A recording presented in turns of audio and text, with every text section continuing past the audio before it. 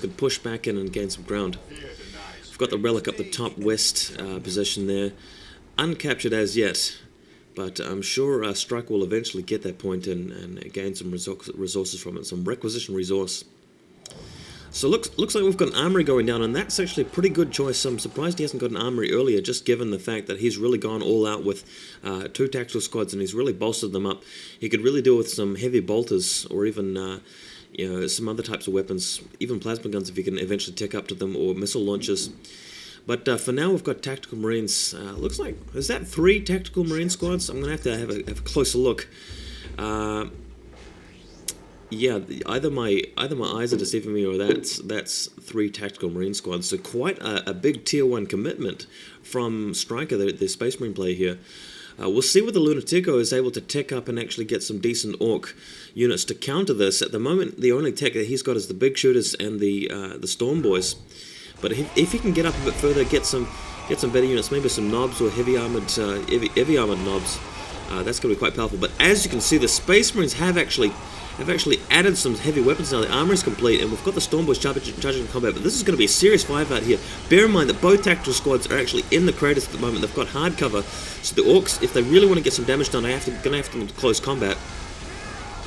But reminding people that we're actually looking at 3 tactical squads here, plus 2 squads of scouts. So that's 5 Space Marine squads in total that the Orcs actually have to tie up in combat. And every squad that is not tied up in combat is shooting here. And you can see over the right-hand side of my screen here that we've got a tactical Marine squad full of heavy bolters actually raining death upon these Orcs. Really powerful stuff. And the Storm Boys are getting shot to pieces.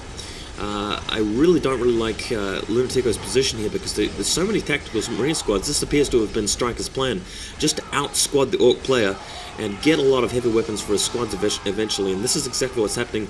Orcs are really taking a lot of casualties, far more than they can afford to, and with those scout squads in support with sniper rifles, you can see, look at this right here. Scout squads, every time they shoot, they're going to get some kills, and they're also going to totally drop the morale of Orc units, making the Orc squads pretty much useless in combat. So this appears to be going very well for the Russian team.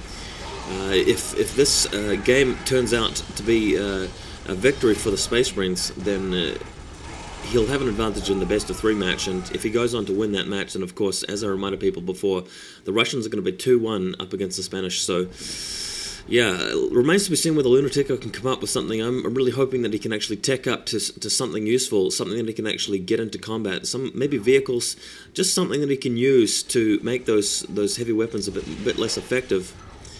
You can see Striker upgrading quite a lot of men at this point. He's got rocket launchers to deal with any potential vehicles showing up, and to help out against the vehicles. Sorry, help out against the buildings is what I meant. We've got plenty of heavy bolters at this stage. So this listing post is really going to be going down. There it is. There, we've got a knob squad, so that's looking a bit better than sluggers. So at least Lunatico's got something, but he's going to need a bit more than that. Here we go. We've got a mech shop, the mech shop, and this is being built over at the eastern side of the southeastern side of the map.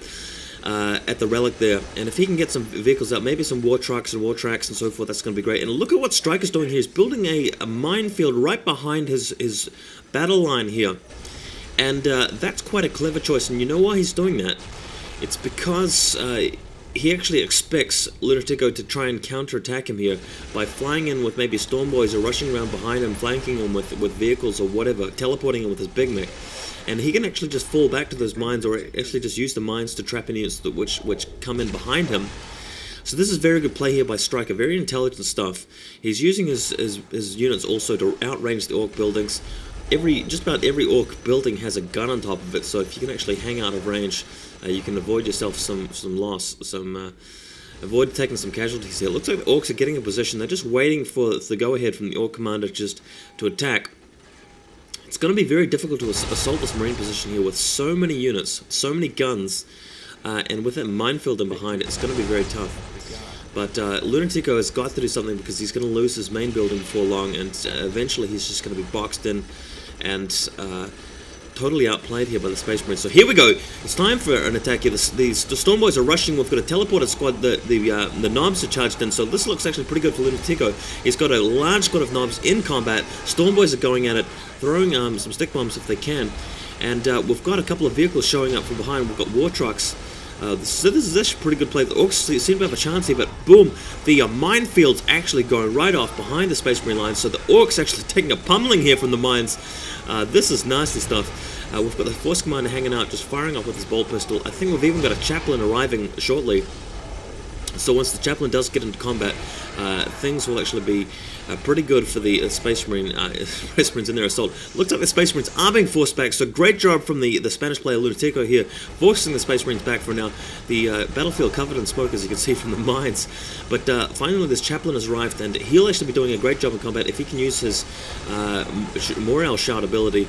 Here he goes now, just using that Morale Shout to drop the morale of the Orc squads. It looks like the Orcs are broken at the stage, but the Space Marines doing very well. And this is actually looking really, really good for the Space Marines. He's even got a tactical squad there with a couple of missile launchers to deal with those war trucks, and the knobs are actually getting pummeled here by the Chaplain. So this heroic Space Marine Chaplain really laying waste to the Orcs. And we've got a comment here from Lunatico, really surprised that he's not able to kill these Space Marine squads.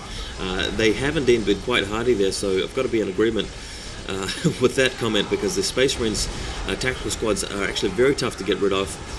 And without a lot of Orc firepower or a lot of Orc combat troops, it's very tough to get rid of them. And there goes one war truck. This is going to be destroyed in any second now. There he goes. Blam. So that's it, guys. Lunatico has lost this game, and the Spanish look to be losing this best-of-3 series. And if they lose this matchup against Striker, they're going to be down 2-1. But just keep following the ESL, and hopefully I'll have some more commentaries for you. See you guys later.